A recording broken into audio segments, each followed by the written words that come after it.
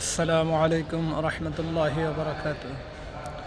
সম্মানিত দর্শক ভাই ও বোনেরা, আমি আপনাদের সম্মুখে জাহান্নামের আগুন থেকে বাঁচিবার জন্য কয়েকখানা আমলের কথা বলবো। ইনশাআল্লাহ সকলে এই আমলগুলো করার চেষ্টা করবেন এবং জাহান্নাম থেকে মুক্তি পাওয়ার চেষ্টা করবেন। ইনশাআল্লাহ আমলগুলো হলো এই নিয়ম করবেন। আল্লাহ পাক রব্বুল আলামিন বান্দা বান্দীদেরকে জাহান্নাম থেকে বাঁচিবার জন্য আমলগুলোর কথা স্মরণ করে দিলেন।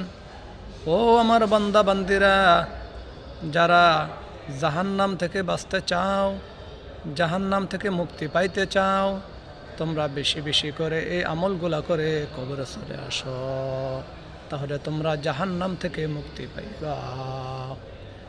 আমলগুলা